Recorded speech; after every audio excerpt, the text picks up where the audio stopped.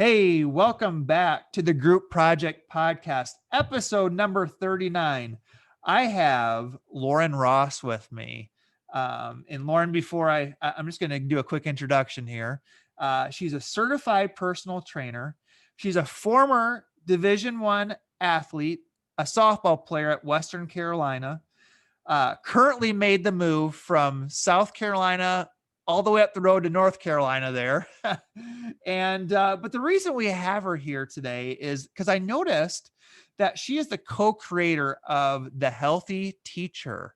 So Lauren, welcome. How are things going today for you?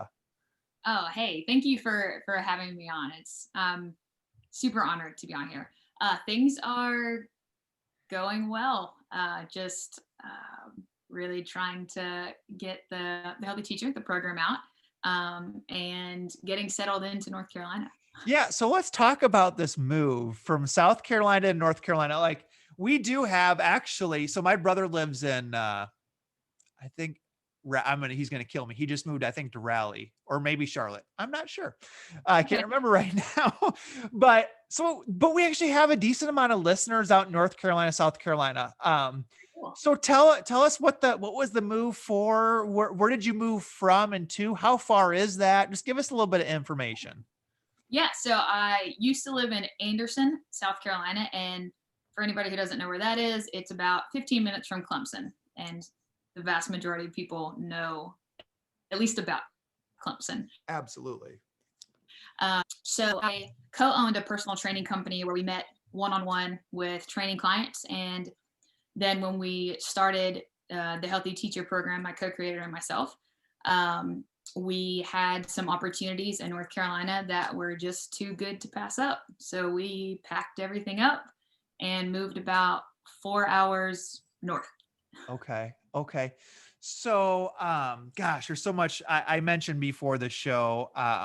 This is episode 39, and the previous episodes they've all been focused on education, but this is the first time we're talking with somebody who I would consider to be like a health expert, a physical fitness expert, something I'm passionate about, something that some of the listeners, a lot of listeners actually like are kind of into, and some of them that want to get more into it. So I'm really just excited to kind of pick your brain and hear about the Healthy Teacher.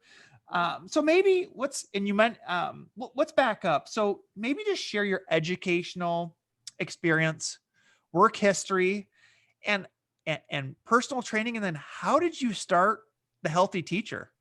Yeah. Um, you mentioned it before. I went to Western Carolina University and I played softball. I was there. I graduated with a degree in business, concentration in marketing. And when I got out of school, I ended up getting hired in Anderson, South Carolina to give softball instruction. And after a little while of that, just kind of flip flop jobs a little bit and then got asked if I wanted to be a personal trainer. I was going to a gym regularly and I said, sure, why not? But the interesting thing is, about the whole year prior to that, it was my first year out of college, I had gained a lot of weight. And I had never been really overweight before, and I felt sluggish and I felt awful, and I didn't want to feel like that. So, um, part of my going to the gym again was to lose weight and to feel better and all of that jazz. And in the process of doing that, met with the training manager and he asked me if I wanted to train. So I did that for 4 years and then ended up getting asked if I wanted to be a teacher at a private school in Hartwell, Georgia. And I taught like the fun classes, like I taught PE and then the music class. I was like, yes, I'll definitely do that. So I taught those two classes. And then after that, for the next 4 years, let's back up to the previous 4 years, I opened up a personal training studio called Freedom Fitness. And within that time, I ended up bringing on a co-owner Her name is Reagan McCullough, and she has 19 educators in her family. And so she has every aspect of the ins and outs of teaching. She taught special needs for a little while, and so we both had the experience of teaching from different aspects, but she actually had my parents were teachers, my sister's a teacher, my aunt's a teacher, my dad's a teacher, like all of that jazz. And um, really seeing how unhealthy educators are. With my one-on-one clients, I still have, I've had one educator come in and not be on some form of anxiety medication. One out of probably,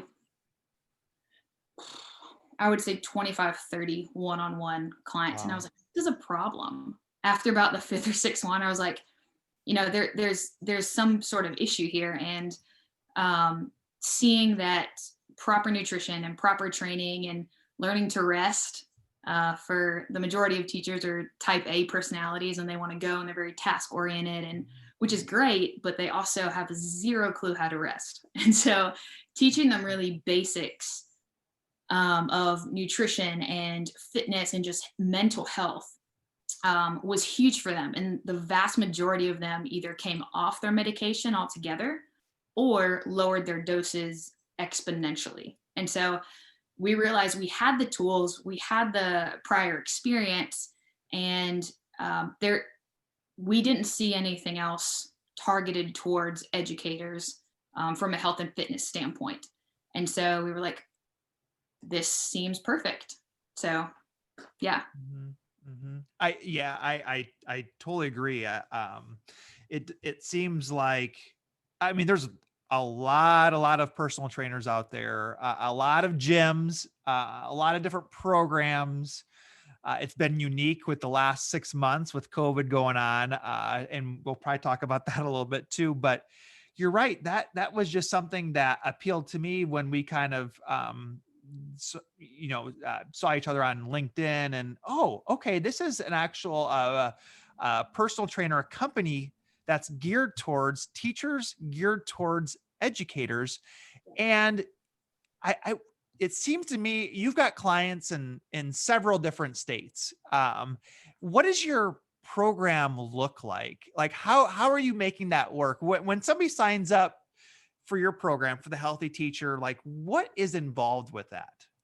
Yes. So it is an all online program that really focuses on mental health, nutrition, and fitness. Um, I feel like everyone's really seen how important mental health is with the last year, and especially for teachers. But basically, everything can be utilized wherever you are. So, from a fitness standpoint, whatever equipment people have, if they have no equipment at all and they just have their body, we have body weight workouts for them. People who just have dumbbells, we have dumbbell workouts for them. People who have a whole gym environment and whole gym setting, we have workouts for them. And then people who just have a suspension trainer or a TRX trainer, we have workouts for them as well. We wanted to make it as easily accessible as possible. And with that, we go week by week because with the amount of things that teachers are already having to deal with, throwing a massive amount of information on them, we felt would just feel like more of a burden than, hey, here's a way to actually help lift these burdens. So we've broken things down week by week with one to three videos that are 2-3 minutes long that you can watch on your own time that cover really the basic fundamentals of health and fitness.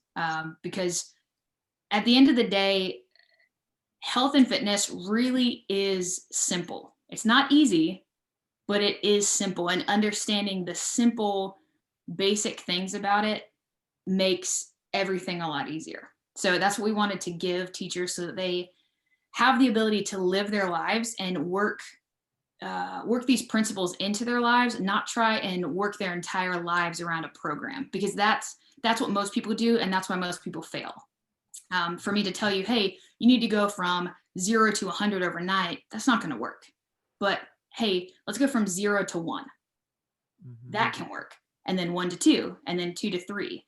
And so those things tend to work better for everyone. So yeah, that's a lot of what the program entails. We have some other pretty cool things too.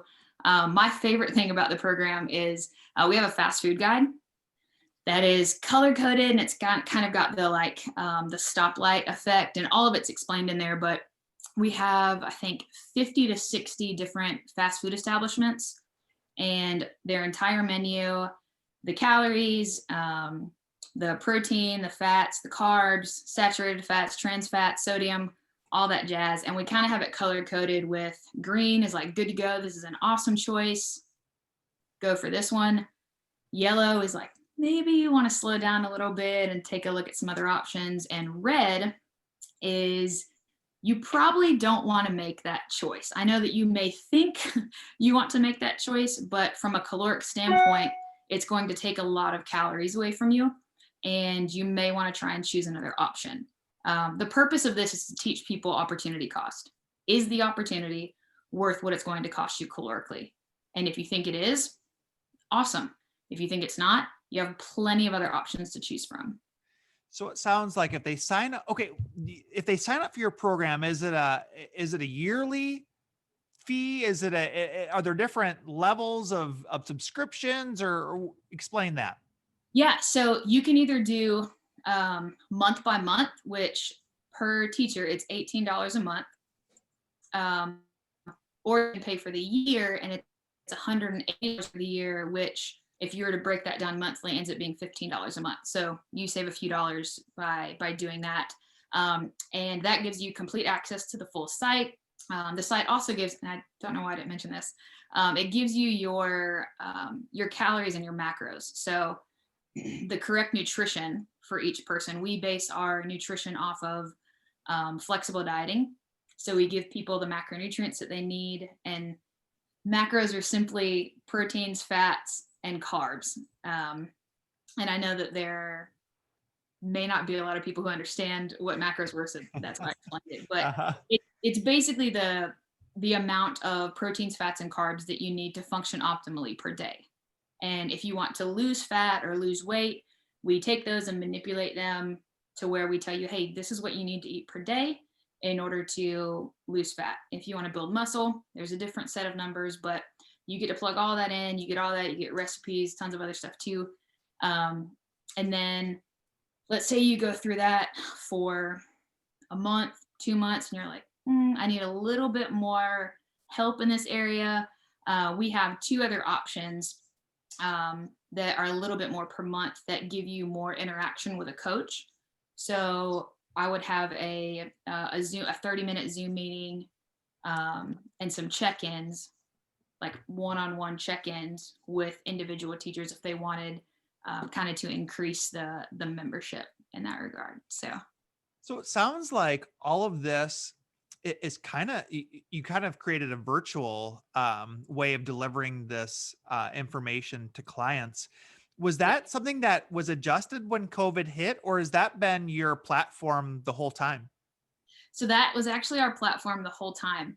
Um, we realized after interviewing a lot of teachers and sitting down with them and talking with them or messaging them, whether they were in California or in North Carolina, the issues were similar, and there weren't many states really dealing with the issues.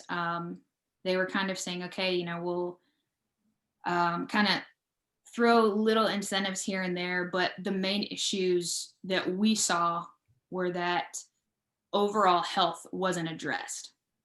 And so we wanted to make it easily accessible for anyone, wherever you are in the world, to be able to come on, access the program, and utilize it well. So this has been our our main task, our main goal since 2018. COVID kind of helped us in that regard.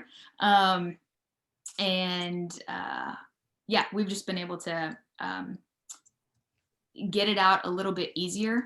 Um, but yeah, that's been what we wanted to do from the get-go. Awesome. So one more question about the kind of the program. Yeah. You touched on the workout plans that you give. You touched on the nutrition, the calories, which I want to jump into with talk to you about a little bit more. But you mentioned a little bit about the mental health. And I know we talked about just how important that is for teachers. What are some mental health things that people can expect if they sign up for the Healthy Teacher? Yeah. So one of the big ones is um, teaching teachers who are typically type A. One of the big ones is not to major in the minors. They tend to really focus on things that are out of their control because teachers typically are type A, and they like to control a lot of things. And the interesting thing is, I feel like as a teacher, you have very little control. You can lay things out perfectly, but you can't control the 20 students that are in your class. Mhm. Um, so teaching them things like how not to major in the minors, the things that are actually worth putting your energy towards, how to deal with emotions and with feelings correctly and in a healthy manner.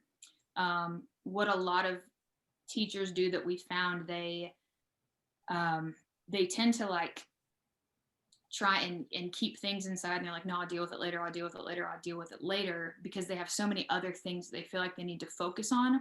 And it's kind of like they try and throw everything in the closet. Like if someone's coming into the room to see the room and they want to throw everything in the closet, but eventually you can't fit anything else in, the door pops open, and then they have all of these emotions come out at once, and they have to deal with everything now instead of just taking it piece by piece and really focusing on one thing at a time.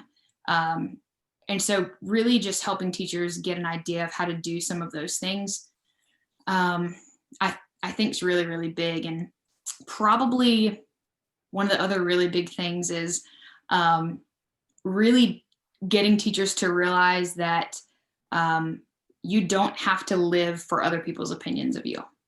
You don't have to worry about what somebody else thinks of you. People are going to think things regardless of what you do. Um, and that's okay. That's okay. That's not a reflection of who you are. That's a reflection of their opinion, whether it be bias, whether it, whatever. And those few things, when teachers get it, they go from um, really worrying a lot to being able to breathe and being able to engage better with their students, being able to engage better with their other coworkers, being able to engage better with their families. One of the things that Reagan, my co-creator, has talked to me about is the fact that with both of her parents being educators, she just saw how tired they were a lot of the times. And we've seen that when teachers are able to emotionally deal with things, and when a lot of teachers are able to also physically be healthy as well, they tend to not be as tired throughout the day, and they end up getting a lot more things done. So. Let's dig in a little bit to kind of your personal philosophies on both working out and nutrition. Because I'm really curious. I've seen some of your posts, read some of your, seen some of your blog entries. Let's start with working out. Like, what's your general philosophy? What's your, 2 or 3 minute summary of what somebody should, where does somebody start with? So let's start there. What's your philosophy on working out? Find something you enjoy doing, whether that's if you enjoy Zumba, find a place that has Zumba. If you're somebody who just likes to dance, that may be a good outlet for you. If you're someone who likes to cycle. And I would never choose cycling myself, but I know that there are people who love it. If you are someone who's a runner, run. If you're someone who enjoys lifting, strength training, do that. If you're someone who enjoys Pilates, do that. find something you enjoy and just move. Learn to move more because um, while there are huge benefits to strength training, if you don't get into habits of something that you really enjoy, you're not going to stick with it. So it's a lot easier 6, 7 months down the road to add in 1 or 2 days of strength training a week to what you already enjoy doing than to say you have to lift weights because that's the only way that you're going to be able to build muscle. Because at the end of the day, it's not. You can build muscle with body weight stuff. You can build muscle with any sort of resistance training. You can build muscle Pilates. You can build muscle tons of different ways. But I think what a lot of people get caught up in is there's only one way to do something. And that's not true.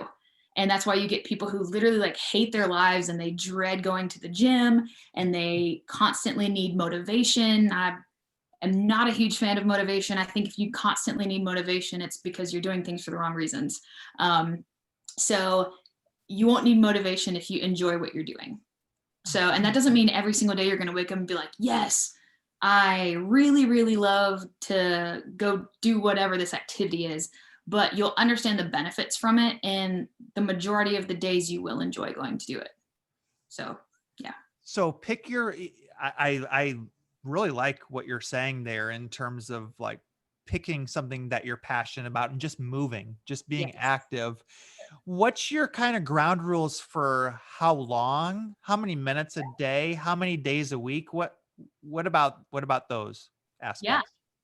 So at the end of the day, something's better than nothing. So I think if you're someone who has never done anything before, and you are saying, I have literally no clue what to do, I have no clue what I like, try different things for 30 minutes. If you find something you enjoy, and you can go a little bit longer than that, go a little bit longer than that. I am personally not a fan of like 2, 3 hour workouts.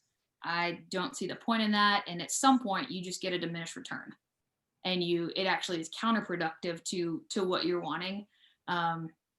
Really hard on your joints, really hard on your body, and you can't repair well. So the recommended time frame for me, I would say, would be anywhere from 30 minutes to an hour. But that's also not to say if you only have 15 minutes to get some sort of a workout in, do that, because something is always going to be better than nothing. Yeah, that would be my recommendation for workout time. So when teachers, you're interacting with teachers, educators online, they sign up for your program and they're like, do you kind of give them that freedom of pick the activities you're most interested in, and then do you kind of help them define maybe a workout schedule then? Yeah, so they can choose between so when everyone goes in, we give everyone what's called a 6-week foundations course, and it mostly has to do with strength training. But we tell people, like, if you just enjoy running or walking, go do that, and you can just utilize the nutrition portion of the program. And that's fine. And if you want to come back, in a few weeks and try one of the workouts, do that. So if, let's say, somebody just has dumbbells at their house and they don't want to go to the gym because of COVID and all that jazz, they can take 1, 2 sets of dumbbells and go through the dumbbell portion of the 6-week foundations. And in the foundations portion, we teach people the proper form to exercises, so that you don't get hurt and you don't, you're not out for 6 weeks and then have to start all over again. And then after that, after everyone goes through that portion, we break things down into 3 other sections: hypertrophy training, which is just kind of building muscle; strength training, which is getting stronger; and then a more cardio focused portion of it for people who like, running, Spartan races, things along those lines.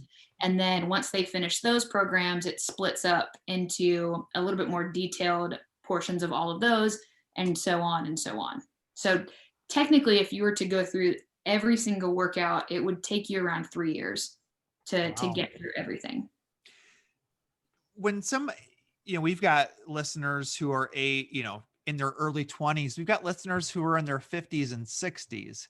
Yeah. Is your approach different dependent on age or gender, or is it relatively the same? So it's pretty similar. I would never tell someone in their 60s and 70s, "Hey, go run." I just think that's unwise for their joints and for their bodies. Um, and they would probably say the same thing. But from a strength training standpoint, um, strength training will benefit anyone, whether they're, uh, you know, 12 years old to 80 years old, 90 years old. If you want to increase your quality of life, I would say find some sort of strength training program. And that doesn't have to be you deadlifting 600 pounds or you trying to bench press, 4 times your body weight.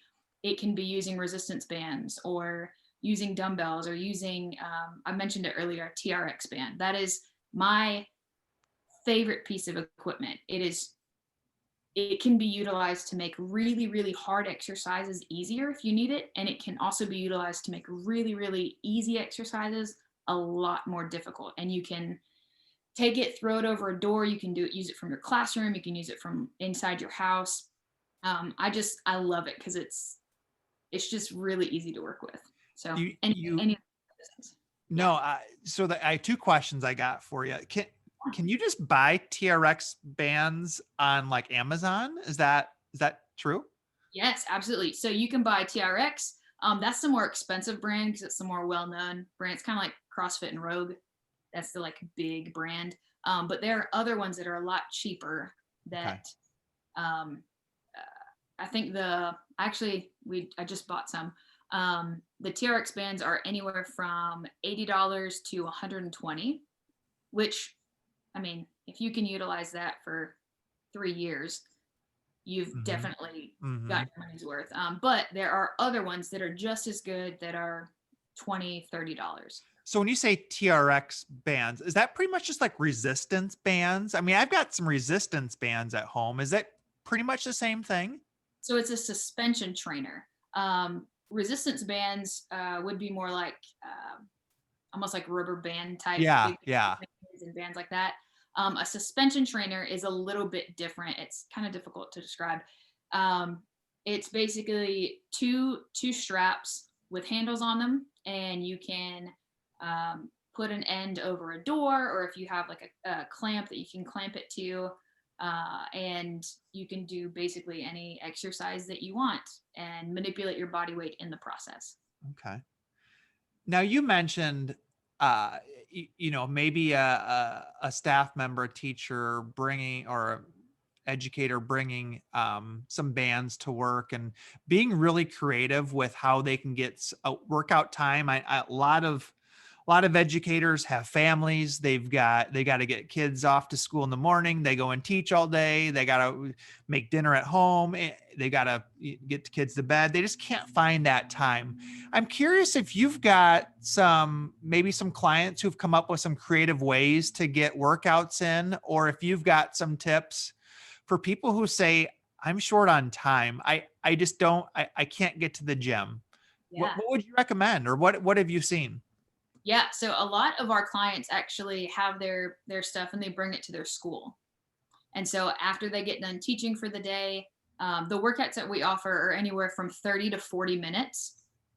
So they're fairly short, fairly quick time. It's something that teachers can do, and it's not really cutting into any other time that they have for the most part. They can do them in their classrooms. They can do it with other teachers, which is really cool because then you get that accountability and you get that kind of camaraderie built up. And then one of the other cool things is we have in the program, we have like bulk discounts for schools to join and for like entire districts and counties to join as well. And that ends up being really cool because then you get, well, obviously not with COVID, but before COVID, you would get multiple teachers in a room together doing these workouts, and you see a lot better progress when you're on a team. I am so team oriented. I love the idea of working with other people. I just think that everything is better with a team. So right after school tends to be best for most teachers, or um, right when they get home from school.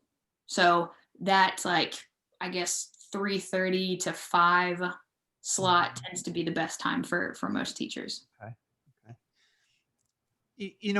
I met with somebody yesterday who does, I will say, a competing program online. And what would you say sets what you guys offer apart from, there seems like there's a lot of programs popping up these days. What sets you guys apart? Yeah. So we have spent, so prior to releasing the program, we spent a year and a half putting teachers in the program to see what worked for them, what worked for their lifestyle, what didn't work for them, what was easy for them, what was time efficient, what was cost efficient, um, what they could actually do, what was too overwhelming, what wasn't. So everything within the program is catered to where educators are. So whether that's like the mental aspect of it, all of the videos, while they could be beneficial to a lot of different people, they're very much focused and targeted towards educators and what they deal with in a classroom, and what they have dealt with over prolonged periods of time teaching. And um, yeah, so it's very geared towards educators in every aspect. Okay. Okay.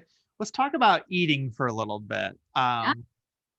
And I gotta say, I've seen some of the pictures that you've posted, and it's kind of funny to follow, to see what you got some, you're not afraid, to dig in and have some junk food or whatever you want to call every so often, right? So Yeah. just maybe start off with what eating rules do you live by, or what's your eating philosophy, or what do you guys teach? Yeah, so we really focus hard on the 80/20 rule, which is 80% of your foods being more nutrient dense foods, being more whole foods, foods like leaner cuts of meat, vegetables, more complex carbs, things along those lines. And then 20% of your meals being more fun foods, I guess, that most people would consider. I absolutely love donuts. I love them. We have my co-owner and I have actually traveled across America for to try different donut shops. So we really really enjoy them, and I think it's I one of the other rules that we go by and live by is there is no such thing as a good or bad food. And that really plays into people's mindsets when they say this food is bad, because what most people attach to bad is guilt. And if you kind of think back, or if you were to take anyone, not just teachers, but anyone back from after a binge, or after they're just like, screw this, and they say, well, for the next week, I ate 2,000 calories over what I should eat. It most of the time goes back to they have deemed certain foods as good and certain foods as bad. And when they ate the bad food, they thought they screwed up and they messed up, and that was it. So the 80/20 rule is one of them. There's no such thing as good or bad foods, is the second one. And the third one is that at no point can you mess up. Like, unless you completely stop everything that you're doing for the rest of your life, you can't mess it up. You can't. Um, there's another trainer named Jordan Syatt. He basically says this a lot in a little bit more colorful way, but you can't screw up. And I remember hearing him say that, and I was like, that it's spot on, because when people think that they've screwed up, that's when they're just like, throw their hands up in the air and they're done. Mm-hmm. So understanding that sometimes you're going to get things great and spot on, and sometimes life is going to get in the way and you're not, and you have the ability to learn from it and grow from it. But you don't fail at this. Sometimes you win and sometimes you learn, but that's it. There's no failing in this. So you mentioned 80/20. So to me, I'm thinking, okay, using my math background here, that's like 4/5. So does that mean like as long as I'm just you tell me if I'm right or wrong here, but I do four healthy meals and maybe the fifth one I can splurge a little bit. Is Yeah, is that a decent yeah, connection? and that's more so for overall health. At the end of the day, calories are king. So if any person wants to lose fat or wants to lose weight, you have to be in a caloric deficit. So whether that's eating um, only chicken and rice, which some people do, or whether that's only eating Twinkies. If you're in a calorie deficit, you will lose body fat. There was actually a professor, um, I forget where he was. It's either, I think it was at Harvard, who for 3 months ate a diet of Twinkies and Ho Ho's and like pizza, but was in a calorie deficit, lost 27 pounds, and all of his numbers were fantastic by the end. Because the main marker for health is being at a good body fat percentage. That's not to say that you should go out and eat just trash all the time, because for your longevity, for your life, for how you feel, for how you sleep, for how you function, you do need foods that are nutrient dense. You need foods that are leaner cuts of meat. You need those things. Um, so I typically tell people that to let them know it's okay to to eat whatever food you've deemed as horrible. It's there's no such thing as good or bad foods, and calories at the end of the day are king. So you said that a couple of times, and you've talked about caloric deficit. I kind of live by that too, but maybe there's probably people who don't really know what that means. Yeah. Like, how do you find, or just maybe explain what that is? Yeah. So basically, it's eating less calories than you burn throughout the day. Um, we have a way for you to find that um, on our Instagram page, but we also give you that on the Healthy Teacher as well. If your goal is to lose fat, but basically, it's just eating less calories than you burn throughout the day. It's a fancy way of saying that. Okay. Um, so one of the biggest things that I see that are issues with educators is unlike most jobs out there, I'm theorizing, most jobs you've got a nice half hour to have a nice lunch, relax, maybe run home or warm something up or take some time to prepare something that's a little bit better for you. A lot of teachers or educators don't have that luxury and they're running around and they've got maybe 5-10 minutes to eat, and some of them just don't eat. Or how have you helped people with that, or what would you recommend for people, for educators who are short on time? Yeah. So we have some recipes, and I've given some educators some recipes that are uh, that can kind of be brought with them. So whether it's like wraps where you can basically walk with your food while you're checking on kids, or making sure that they're doing what they need to do at lunch, or things like that. Um, Meal prepping tends to be something that helps a lot of teachers out. One from kind of like the anxiety standpoint of I don't know what I'm going to eat. They have that already squared away because they have pre-made something that they've brought with them. Wraps tend to be a really good one. A lot of the teachers that I've worked with for lunch, they'll eat like sometimes just like a protein bar or a shake or something along those lines. Um, that's what the vast majority of them eat. Okay. And the cool thing is that it is 2020 and protein bars don't taste terrible anymore. Like if this was, 10, 15 years ago, protein bars were awful and they tasted like chalk. So you do have good options for, you know, higher protein options. So in a minute, I've written down like 4 quick hitter food questions for you. Okay. And I'm going to ask you once I get past a couple more questions here. Okay. Cause I want to know about protein bars and donuts and fast food and all that stuff and see what you got for me. Okay. Okay. But first, one of the reasons when I messaged you about this show is Thanksgiving just happened. People, they had smaller gatherings, but that might have meant they had twice the food to eat, just like myself and my family. We ate as much as we could. And we've got the holidays coming up. December is usually that month when people do kind of gain that weight. And we're just in my office today, we've been planning for a little kind of a socially distanced potluck here in a couple weeks. Yeah. What rules or what tips? I know you kind of talked about don't feel bad about it, but is there any tips or tricks that you could give us about trying to at least kind of watch it during this month, or what would you recommend? Yeah, absolutely. So um, there are a few of them.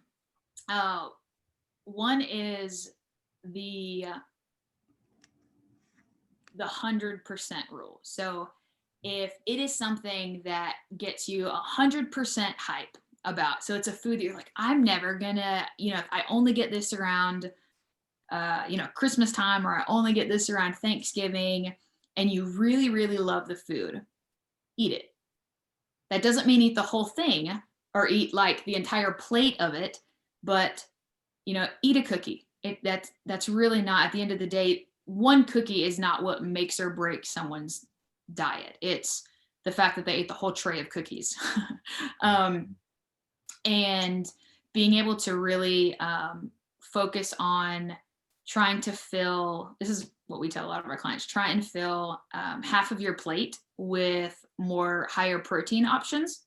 Protein keeps you full and it will fill you up a little bit more. And it has a higher thermogenic agent than any of the other macros, which just means you burn more calories digesting it than any of the other macros. It also has higher sodium in it, so that's going to keep you a little more full as well. But the big thing, it's not the one meal that really gets people. It's that one meal turns into 2 and turns into 3 and turns into 4 and 5 until they've eaten like that one meal for the next week and a half. And that's what really gets people during the holidays. They kind of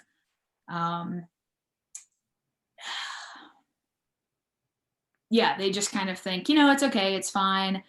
The average is 6 to 7 pounds that the majority of people gain over the month of, between Thanksgiving and New Year's. It's 6 to 7 pounds. And to avoid that, eat a good amount of protein. Don't go into meals starving. A lot of my clients, I was talking to them and I was like, if you're eating Thanksgiving at 4 or 5 o'clock in the evening, please do not starve yourself all day so that you can save up calories. Eat some protein before, drink a lot of water, and so then when you get to the meal, you're not going to binge on everything that's in there. You're going to be mindful about things, and you're going to be able to eat well. And one of the other big things is if you try something and don't like it, it's okay not to finish it. I don't know how it is more up north, but down here in the South, some people get offended when you don't eat the foods that they have made. And so a lot of the times we have to tell our clients, it is not, it's not offensive not to want to continue eating something because you don't like it. You just don't like it. It doesn't mean that it's a terrible food or that it was cooked poorly. You just don't like it, or it's not 100% item for you. But if it is, go ahead and eat it. If it's not, don't. Sure. So you've said a couple or a few times, make sure you eat lots of protein. I know what that means, but what are your high protein meal foods? Yeah, so leaner cuts of meat are really really great. You won't really get you probably won't get super lean cuts of meat during the holidays, but any sort of animal products, they're going to have higher protein in them. Um, Cheeses actually have a pretty good amount of protein. They are also very high in fat, but they do have some protein as well. Any of the things that are like yogurts, things along those lines, are going to be higher. I'm trying to think of things that would be at a party or something like that. Um, yeah, that's probably all you're gonna get. That's what Yeah, I do. So we have potlucks here like once a month, and you kind of nailed it with like, you don't want to make people feel bad. We have amazing cooks in our office. yeah, They always make amazing desserts. So I don't know if this is a tip. I'm not one to like give any tips of my own, but I at least I do like a small, they always laugh at me, but instead of the full brownie or the full whatever it might be dessert, I do like a half or I do a quarter of it, and I yeah, taste it because they will feel bad if I don't try it, kind of like maybe not as bad as in the South like you were saying. I don't think we have as much pressure but there is something like you got to try the coworkers meals that they bring in, or their desserts, because you don't want to be like that person, right? yeah, Who just yeah. doesn't do it. It's no, you're seen as not being fun and a party pooper and all that. So, um, okay. So, okay. I told you I want to hear, because you talked about fast food and donuts and protein bar. I want to know all these things. So let's start here with the fast food. Like, I know we have pretty much the same fast food places you guys do, but like, what's your go-to if somebody says, hey, you're on the run, you gotta stop you're on the highway exit and you want to eat healthy, what are some healthy options you can recommend at some fast food places? Yeah. Honestly, you can go anywhere and get some sort of grilled chicken something. Um, the tricky thing for a lot of people is they think that because a salad is on the menu, that it's automatically a healthier option. And it may be. But if you were to look calorically at a lot of the salads at fast food restaurants, including the dressing that they give you, they're somewhere around 700-800 calories for a lot of them. Whereas a chicken sandwich somewhere, a grilled chicken sandwich, if you ask for it um, without mayonnaise, but getting some form of one of the other sauces that aren't as like calorically dense, you end up getting a meal that's 350 calories, and that's really easy to work into your daily calories as opposed to something that's 2-3 times that amount. Personally, when I go get fast food, I go to Chick-fil-A. Love Chick-fil-A. It's great. I will either get the grilled chicken nuggets, or I'll get the grilled chicken sandwich. Those are my two go-tos. And if people are going to choose a sauce to go with the chicken, what would you recommend? So they're really different at every single place. The cool thing is that I would probably say just about all fast food places have a nutrition guide on their website or on their website, and you can go look at any sauces that you want or you think that you want and compare them. At Chick-fil-A, I get the sriracha. I get sriracha lime. I don't know. It has sriracha in it, and so I get that one every time. When I go, it's only like 30 calories for the whole pack, so I think it's Okay. great. Okay. Okay, you talked about donuts. Best don't like where you're a donut connoisseur.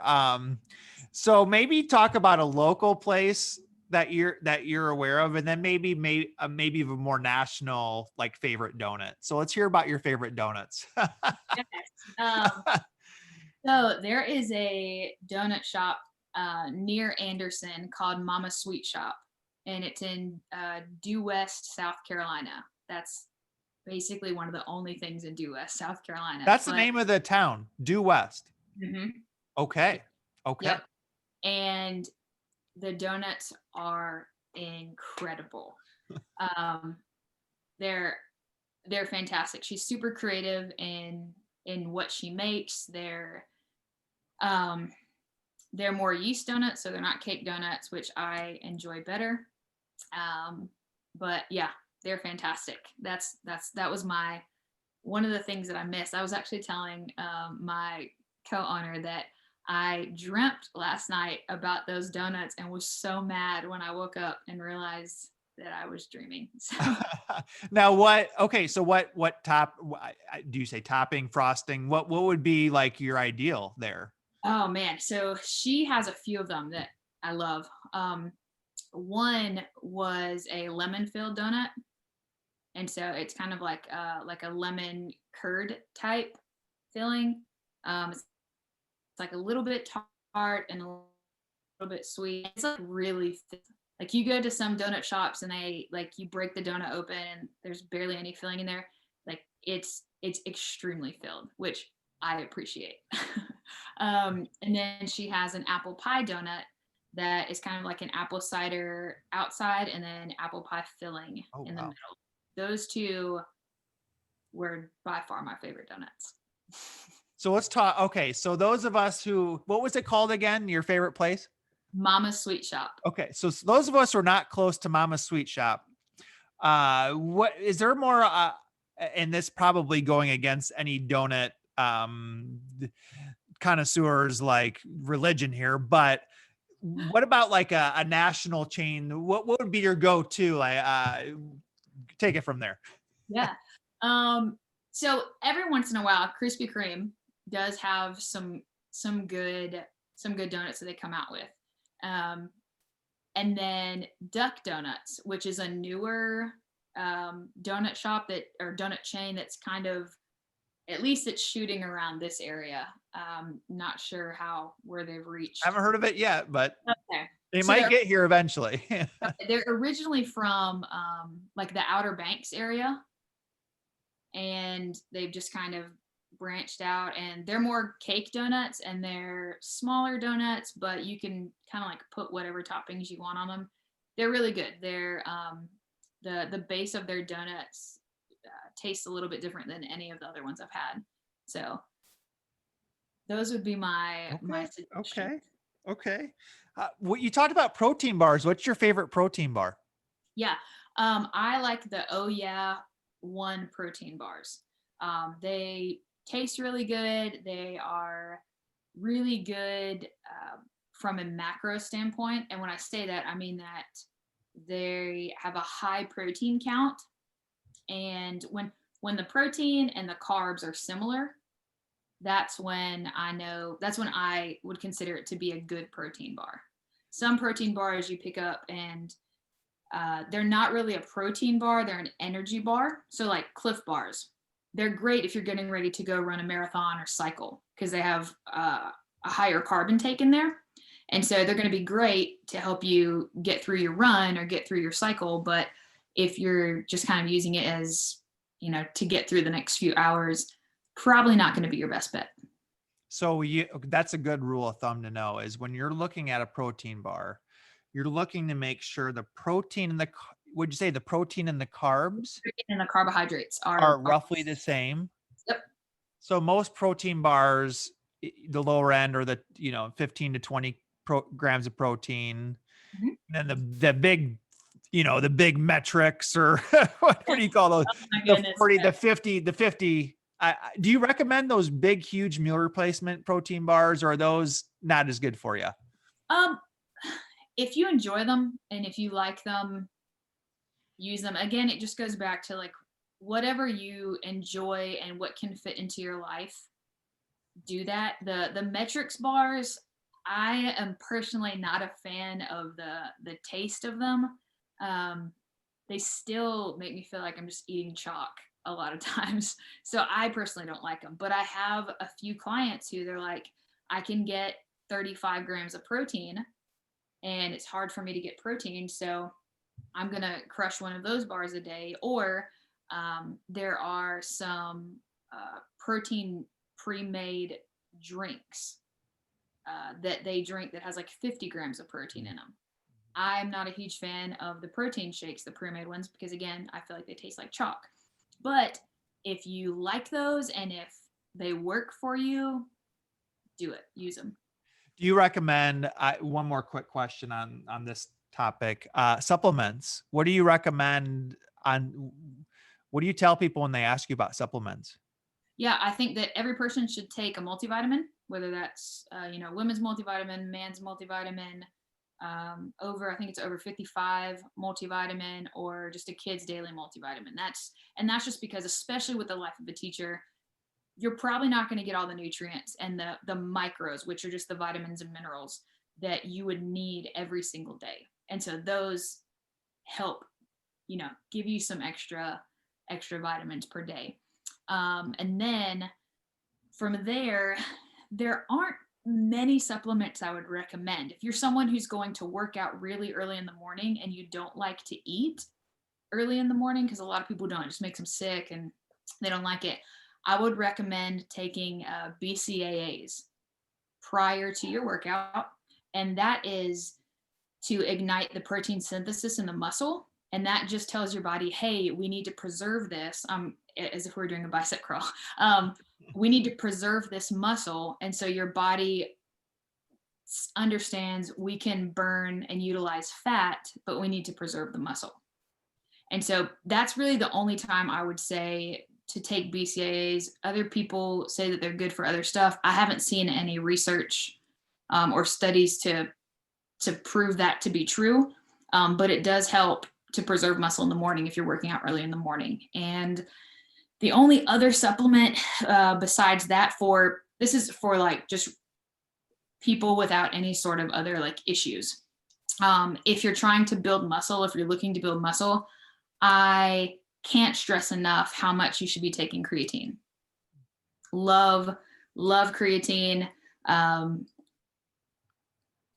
when I say build muscle, I feel like a lot of women kind of freak out and they're like, well, I don't want to look, like Arnold Schwarzenegger and yada, yada, yada. And by you lifting weights and trying to build muscle, you can eat a crazy amount of food, lift really, really heavy 5 days a week and take creatine, and you're probably only going to put on 3 pounds of muscle in a year. It's just, you're not going to get big. People don't get, the women that you see that look really big, it's because they've taken anabolic steroids.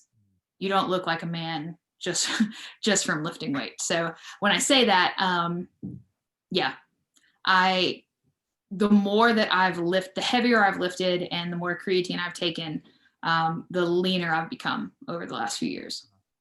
So one last question kind of tied to this. Is there a snack you can recommend if somebody's like, hey, I've got a break at 10 a.m. It's 2 more hours until lunch. What's something I can take down really quick? What would you recommend? So Quest is another like protein bar company. I eat their protein bars on occasion as well, but they're a little more chewy, and so a lot of people don't like them. However, they have a Quest chip, and the whole bag of the chips are only 140 calories, and you get anywhere from 18 to 20 grams of protein in them. So, and you can eat the whole bag of chips. So if you're doing your planning stuff, you don't have to worry about, only eating half of the bag or weighing something out or anything along those lines. But with that being said, they have 2 different kinds. They have just like a regular, like a potato chip kind, and then they have a tortilla chip kind. I would recommend getting the tortilla chip kind because the other ones taste kind of stale to me. But the tortilla chip kind taste fantastic. They have like a chili lime flavor, a nacho cheese flavor, and like a taco, and a ranch flavor. So they're all great in my opinion. And they have those a lot of times at Walmart's and at Target and then at like most like GNCs or Vitamin Shops or places like that. Sure. Okay, so Quest chips. Yep. That Okay. would be it's one of my favorite snacks. It's more higher protein. Or if that's not accessible, I love, um, I really enjoy fruit. And fruit's kind of gotten a bad rap over the last few years too, um, because people are like, fruit's bad for you because it's all sugar. Not exactly. Fruit has a ton of fiber in it, which is another like higher thermogenic agent. So it helps you burn more calories. And you can eat a pound of strawberries for only 100 calories. Wow. That's going to keep you full for a really long time. It's going to give you a lot of water. So if you are dehydrated prior to that, you're not going to be dehydrated after you eat the strawberries. The volume of them is going to be great because the volume is going to help fill you up, fill your stomach up. So you're going to feel full, and the fiber that's in it's going to be really, really beneficial as well. So fruits like that, I think are a little bit more easily accessible than, Okay. Quest chips. You're right. I do feel like I've heard mixed reviews on fruit recently. So I was eating a lot of fruit there for a while, and then I read, I'm sure you can do this with any food. I read like one article that said that fruit wasn't good for you. And so I've been scared to eat it since. I've been kind of getting back more into it, but I'm glad you're kind of reconfirming my thoughts on fruit. That's good to know. In case you're joining us late, this is Lauren Ross. She is a certified personal trainer and co-creator of the Healthy Teacher. Is there anything else about the Healthy Teacher before we hop into just some of these quick hitter questions before we take off here that you wanted to share about your program? um, I don't know. The co-creator Reagan and I, we really just wanted to make a program to help teachers feel worthy. That's one of our main slogans: is "You are worthy." A lot of people get into working out and lifting because they don't like how they look or they don't like how they feel, and our goal is to get you to be working out and lifting because you realize you're worthy to do that, and like you're worth being healthy, you're worth living healthy. And so I think a lot of teachers feel overlooked and have felt overlooked.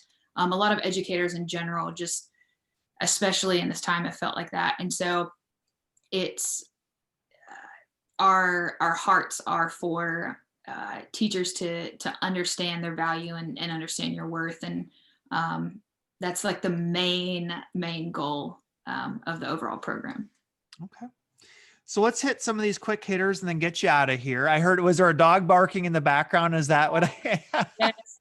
I'm upstairs and I tried to keep him downstairs. I have a little Yorkie poo. He's like 6 pounds, but he thinks he's this massive Of course. dog. Anytime anyone walks through the door, he makes it known that he's here and he's watching. Sure. Okay, so you just moved. You mentioned the city you're in now. What's it called again? Fayetteville, North Carolina. Fayetteville, and where's that in relation to the other big cities in the state? So it is probably about an hour and 15-20 minutes from Wilmington, North Carolina. Okay. It is 3 hours from Charlotte, and it's about an hour and 45 minutes from the Raleigh-Durham area. Okay. And I did check. Josh, I know you're a listener, my brother. You're in Raleigh. I apologize, man. That was a huge mistake. Yeah. Long story there, but I forgot. So, okay. So if we're in Fayetteville, I know you're brand new to the area. But what's one place you already are saying, yeah, you got to check this place out? So I grew up here. I went to school here around this area. So while everything has drastically changed, man, where is one place? So a few weeks prior to coming here, we and my parents go a pretty good bit too.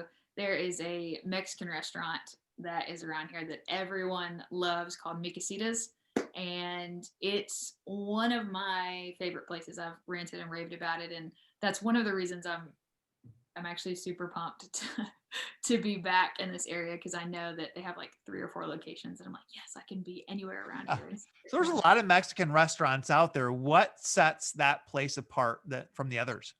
I don't know. It just tastes different. And I've even had people from like other areas come and try it out, and they're like, yeah, this is just better. I don't know why. It just tastes different. So I'm not like skilled enough, like from a culinary standpoint, to Yeah. tell you why. It's just better. When you go there, what do you get?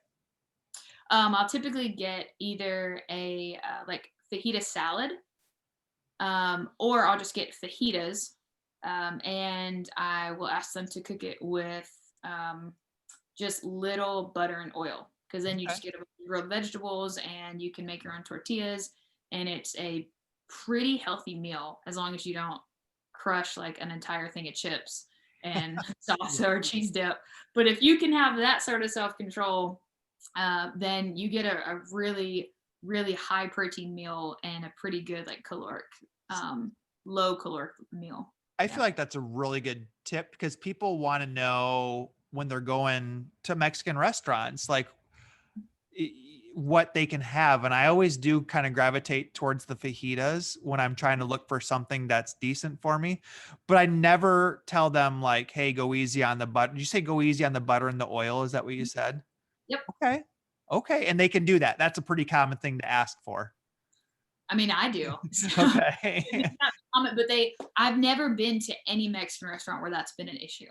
And Okay. where problem. Okay. Next question. What is the best up to $50 purchase you have made in the last 6 months? Yeah, so probably this little ring light that I have on like behind the camera. It um basically helps when with any sort of light situation that you have, for basically you to look the best that you can in Yeah. the situation. I was talking to our co-creator, and I was like, man, what's the best purchase that we've made? And she was like, absolutely the ring light. So it just helps. We have been online and doing videos and things like that, and it just helps to be, aesthetically pleasing in Absolutely. light. Yeah. So, okay, if we want to purchase this, is it called Ring Light? Where do I go to get this at? Where'd you get it at? So we Googled ring light, and there were a ton of different ones that came up. And the price ranges from $25 up to $200. And we bought one that was like 45. Okay. So Okay. Because I don't really know what a ring light is, but it sounds like it's a good purchase there. it's a great purchase. What is one book that has greatly influenced your life? Yeah. So there is a book called Jesus for President, and it is written by a man named Shane Claiborne. And I read this book probably 10 years ago, and still hold to a lot of the things that the book talked about, and it was super impactful. um, it was basically just talking about leadership and what leadership at any level should look like, and how, um, first off, it leadership looks like serving. It looks like, um, people don't work for you, you work for them. And the ability to love people enough to say, okay, like, how can I help you be better at your position?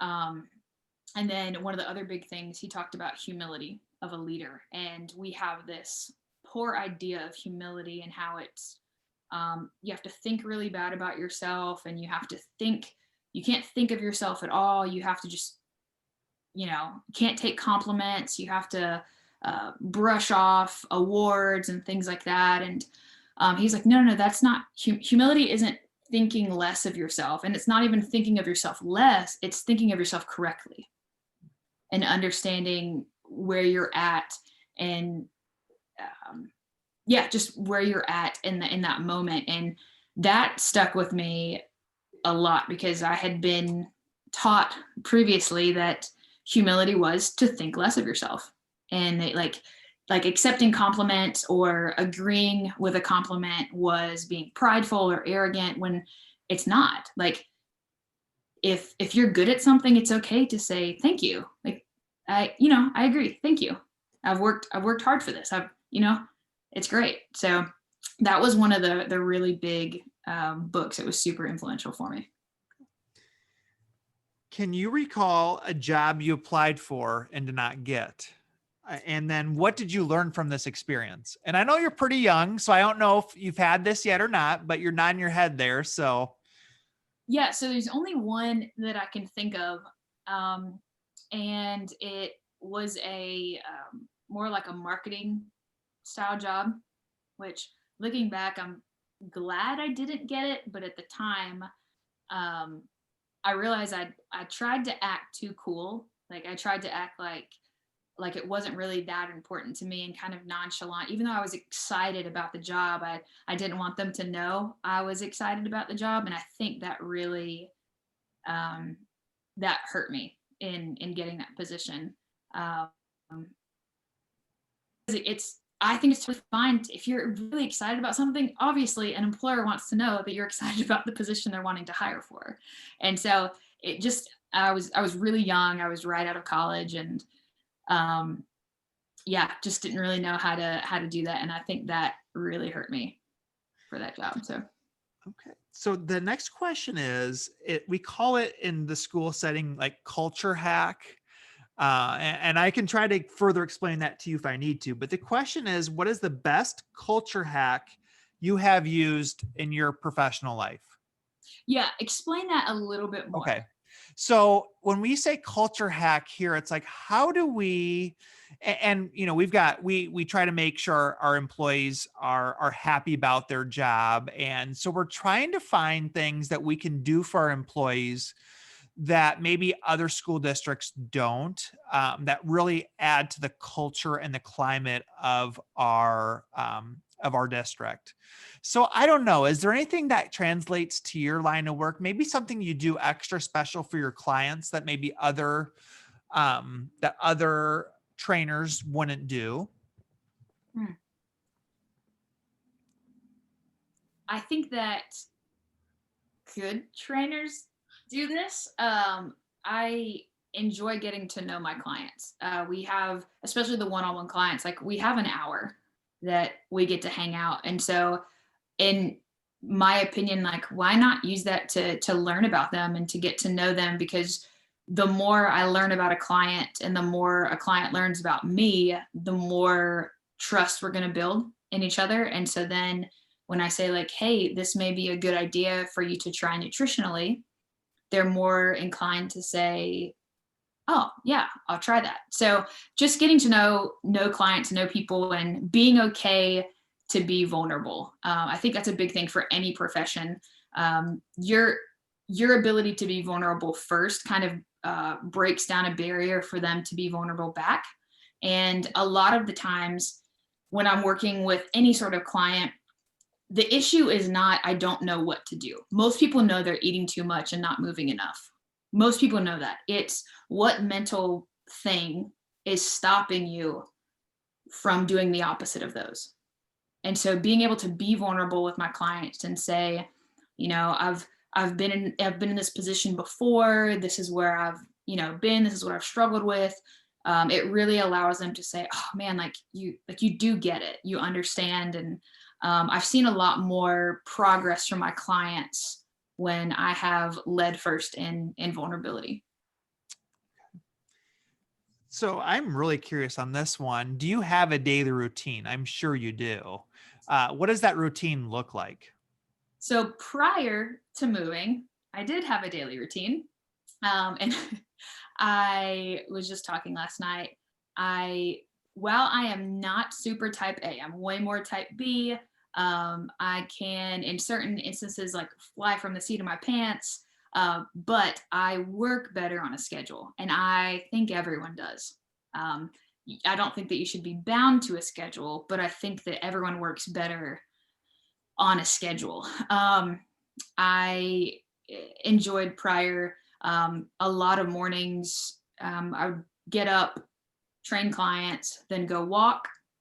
get some steps in, kind of get going, um, come back, do whatever computer work that needed to be done, um, go work out if it was one of my workout days, train some more clients, come back, and all throughout that day there'd be times where I'd eat.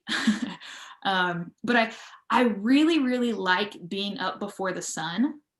I feel like I've beaten the day when I can do that, and that I love sleep, but I really like being able to be up before the sun comes up too. So. Okay. So that kind of brings me into my next question, which is tips to being highly productive. You talked about um, being up before the sun and kind of mentally that preparing you for the day. Any other productivity tips that you can share? Yeah, I mean, this one of the biggest ones I think for a lot of people is to stop worrying about what other people think. And I know I mentioned that earlier, but when I'm so worried about, let's say, what you think about me or what another person thinks about me, I am not productive in what I'm best at. I am productive in what I think you want.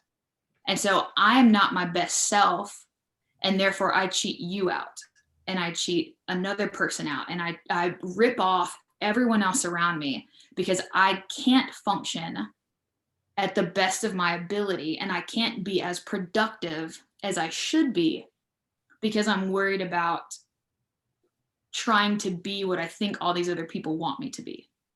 And so I think that's a really big one that tends to really be overlooked, because like I can wake up before the sun. I can get I can get 10,000 steps in before the sun even comes up. I can train my clients throughout the day. But if I'm not my best self because I'm worried about something else, or I'm worried about trying to meet like some random expectation that I think other people have of me, then I'm not as productive as I could be. And I'm not as productive as I was like created to be. So I think that's probably the biggest thing. So a lot of your business is driven through social media. And I Mhm. feel like social media is the ultimate at worrying about what other people think of you. So how do you like live by that philosophy, but also drive traffic to your business through social media?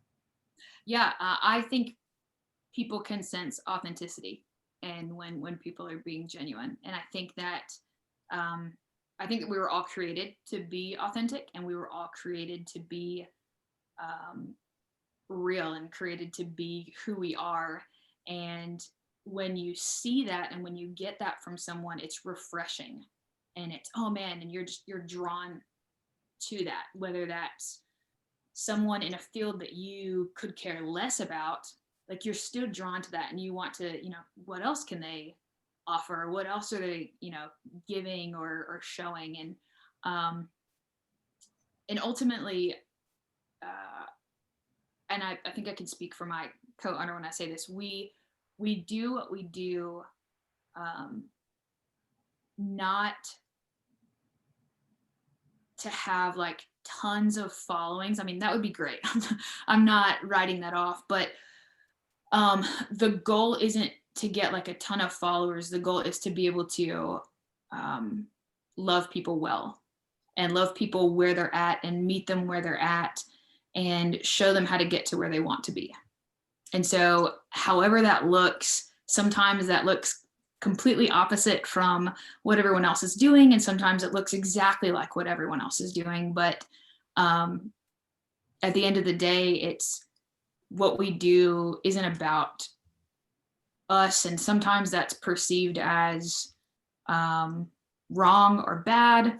Um, but we really do want to love people well, and especially especially teachers. So What is one big goal you are currently working on?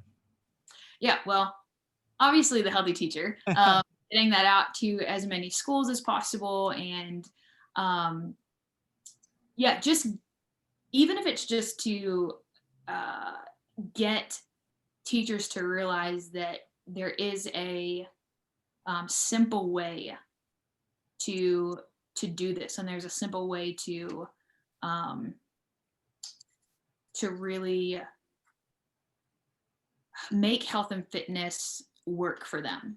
I think it's huge because if you type in best diet in Google, you're going to get hundreds of Mhm. responses, and a lot of them are going to be different.